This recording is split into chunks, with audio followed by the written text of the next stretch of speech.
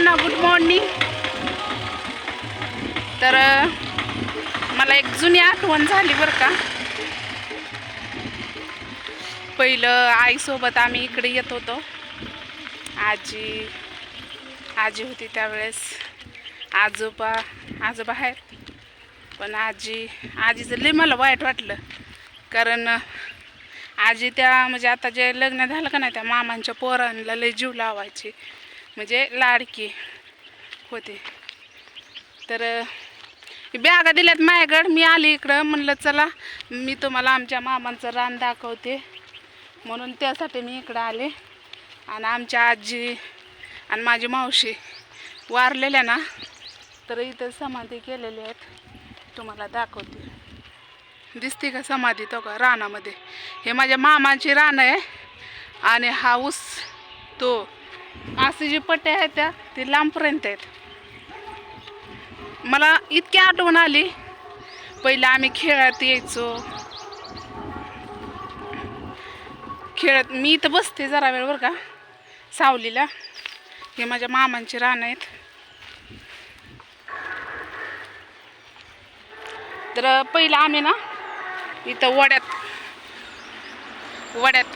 पोवायचं. पहिलं लय स्वच्छ पाणी होतं या वड्यामध्ये, आता हिरवंगार पाणी झाले. तर कसा वाटतं माझा आजचा लुक सांगा.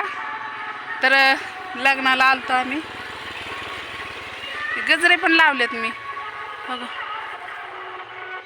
गजरे पण लावले, दिसले का? तर मला काय आधीमध्ये नाही वाटत नाटू. कसं आहे, एक तर राहिलं बोलायचा मुद्दा राहिला व्हायलाच. पहिलं लहानपणी आम्हाला घेऊन यायचे ना, मला माझ्या भावाला. तर त्यावेळेस आम्ही चलत यायचो. 3 किलोमीटर आहे लढाई पाटी, म्हणजे बुबनदादाचा कारखाना. तिथनं उतरायचं आणि तिथनं चलत इकडं यायचं. गाव खाली आहे. तेव्हा आम्हाला लय वाईट वाटायचं. तर लग्नामध्ये पिकर लावलेलं आहे. तर मी जीवन फिरून इकडं मस्तपैकी म्हणलं चला मामाच्या रानामध्ये ब्लॉग बनवावा. तर माझ्या मामाचं रान आहे ती हिरेचा कोपरा आहे. तर आत तिकडं नाही जाऊ शकत, कारण लय वाईट वाटलं मला. इतकं वाईट वाटतंय का माहिती आहे का?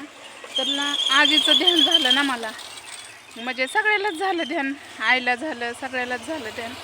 थोडंसं वाईट वाटलं त्या की आजी असती तर सगळं भरून आलं असतं. पण आजोबाला जेवायला मी ब्लॉग नाही बनवू शकले, कारण आम्ही लहान सगळ्यांनी आम्हाला बघितलेलं. मला मावशीच्या पोरींना ही फक्त पौर्णिमा काय का नाही, माझी बहीण मोठ्या मावशीची म्हणजे बारक्या मावशीचीच पोरगी, पण आमच्यापेक्षा मोठी आहे. तर तिनं सगळ्याला माहिती आहे.